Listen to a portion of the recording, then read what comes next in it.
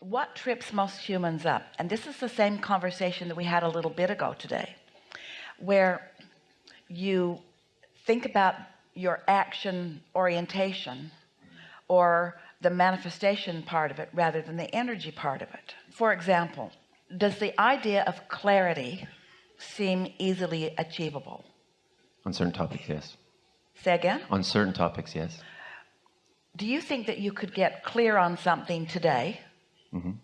Do you think that you can get clear on something 20 years from today? Do you think you need 20 years to find clarity? Or do you think that clarity is something that is easily achievable? The point that we're making is that thoughts and alignment of thoughts are easily achievable, and you usually don't assign the necessity of time to them. In other words, I can be happy or sad today. I can be happy or sad 20 years from today, but I don't need 20 years to go from sad to happy. I could focus that into being today. And we want you to understand that everything is that way, but it is your action orientation and your belief in how long it takes to gather up. If you can think of money as energy rather than as money, then you can shorten the timeline.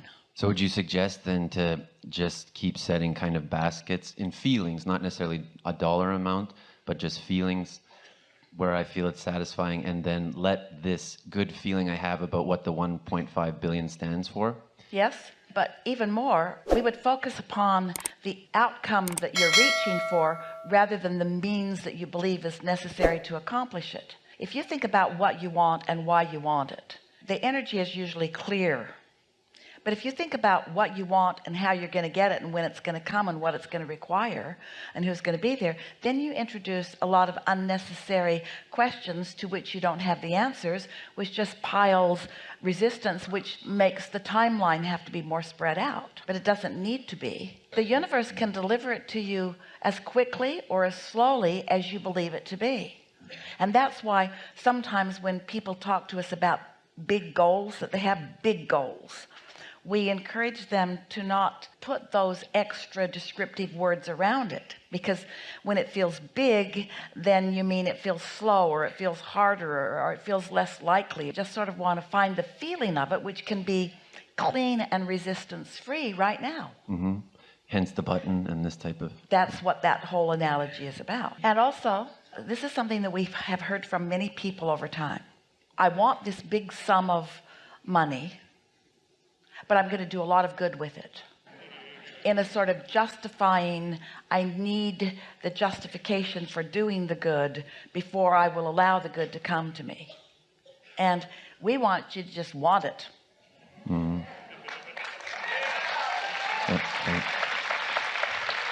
And it's that feeling that you need to justify it that is really even a bigger culprit than the feeling that you need 20 years to get it. Mm-hmm.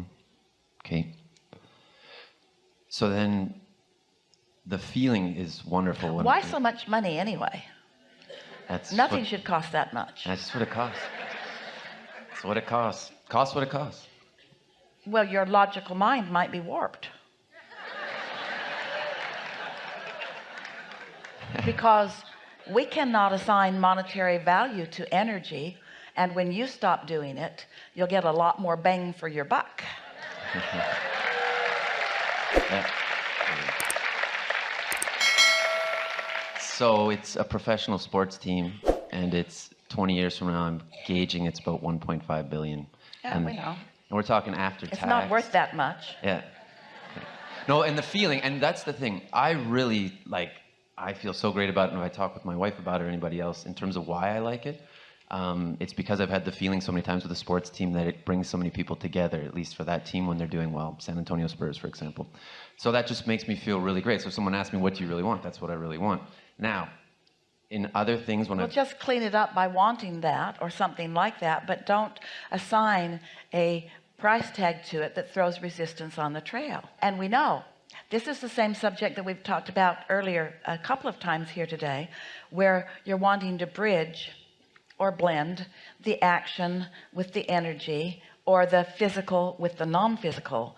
We're just suggesting to you that your practicality, your wanting to look at it through your physical eyes before the energetic work is done, will slow the energetic work down. It's a little bit like the discussion of when to offer the action, and we say offer the action once you're completely in alignment. When you're completely in alignment, then there's no resistance.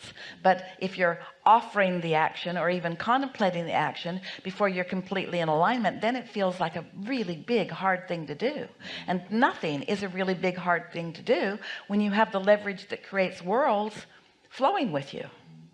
So what I really want to feel now, I want to allow that, because the feeling of it, just the thought of it's good enough actually for me. Don't get your desire ahead of your belief. That's just torturing yourself unnecessarily. If you get your desire ahead of your belief, then it's uncomfortable. Then you have to add decades to the process.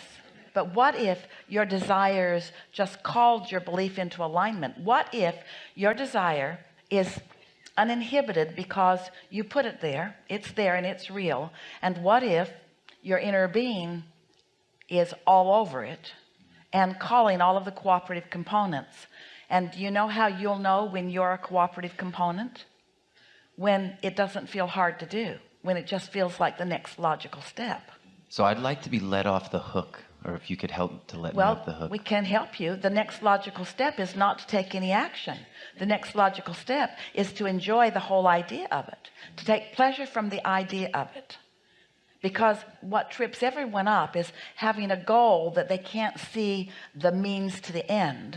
And so the goal itself feels more uncomfortable than it does pleasurable. So what you want to do is use the power of your focus to let this intention be utterly and only satisfying. No downside. It's in vibrational form.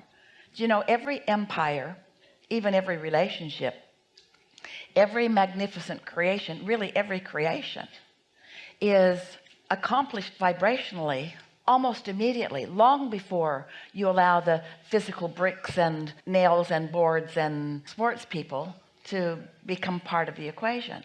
Do you believe, we're asking all of you this, do you believe that you have the ability to take pleasure from the vibrational form of your creation? Because that's really what you got to do. You got to take pleasure and only pleasure from the vibrational form of your creation. And when you've got that nailed down, then all of the other pieces will come into place. But when you believe that you've got to figure out how or where or when the other pieces are going to come into place before you let yourself take pleasure in it, then it gets all lopsided. Mm-hmm. So you said it's active in the vortex, and that and by active we mean attractive in nature. Mm-hmm. Gathering the cooperative components. If I don't go towards it because I've created it, the feeling of it and the desire for it, that's the thing I want to be left off the hook of. If I don't ever achieve that thing, that feeling, except for the feeling, that's enough. I want to, because the physical is so still something that we... Well, that's illogical. Someone who really wants something cannot say that. Okay. A lot of humans try to say that. We never have any of it. But a lot of humans try to say that because what they're wanting to do is let themselves off the hook for the doubt that they currently possess. We're just saying get rid of the doubt. Can't get rid of anything. Replace the doubt with the pleasure of the idea. We want you to all receive the benefit of this conversation, because most people have an idea or a goal that they want to achieve, and they feel like it needs to be accomplished before they can really settle into the pleasure of it. Once I get this, then I will have the success that I wanted, and then everything clicks together. We want it to click together in the vibrational phase. And you know, when it's come together, the success that you're looking for is not just the ownership of the team or even the ability to leverage their talent and probability against the cost of them. We want the desire of it to be all that you need to find. Thoughts are turning to things. And once you've put something into the vortex, it's gathering the cooperative components. And minus your doubt, the cooperative components would all come into place. Do you see yourself as one of the cooperative components? Because if there's hesitation, you're not. If you're trying to let yourself off the hook, then you're not. You have to allow yourself to be a free flowing vibrational particle that can be attracted by the idea of your desire. Step one is you gave birth to it. Step two is it's alive and it's real, and your inner being and all of the forces, all of the leverage that creates worlds, it's all there for you. You have to let yourself go with it. If you have given birth to it, you will never be able to hold yourself apart from something important that you've given birth to and be joyful. So it's not just giving up the idea of the dream, it's giving up the happiness that the dream promises. Ooh, we're almost on it. The whole point of wanting it is for the happiness that the dream promises, and then the manifestations, it has to come.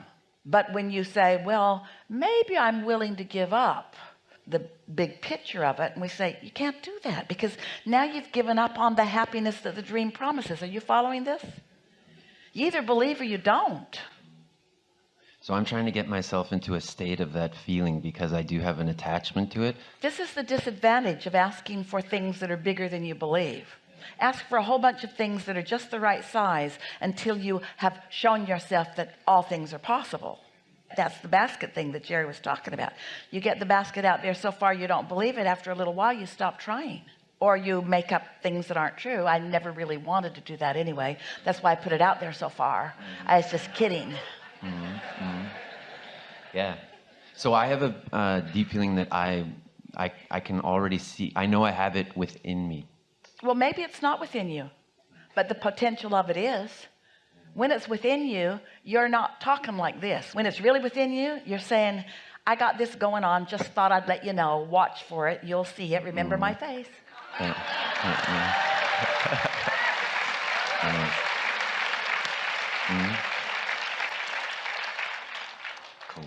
Cool.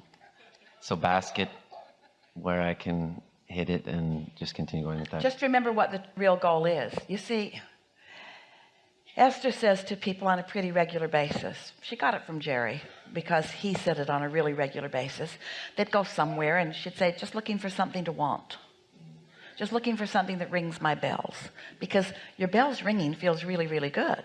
And so when life shows you something that rings your bells, you can keep those bells ringing as it comes into fruition. And by the time it comes into fruition, there are a whole lot of other things that are ringing your bells too, because you're not ever going to get it done. So it's the bell ringing that you're reaching for. It's the reason to focus and the reason to even care about how you feel. That's what it's all about. The things that life helps you to define that you want are not because anybody needs to create that. It's not that that is necessary for the upliftment of the universe. The reason that the ideas occurred to you is so that you will have a focal point in this time and space reality upon which you can find alignment with your inner being, so that you can feel the power or the invincibility of your creative prowess, not because you needed to create it, but because it feels good to be in the process of creating. This is hard for humans to hear, because there are so many things that you want to create, and you think that the creation of that is the main event. It isn't. It's just the reason to flow the energy, which is the main event.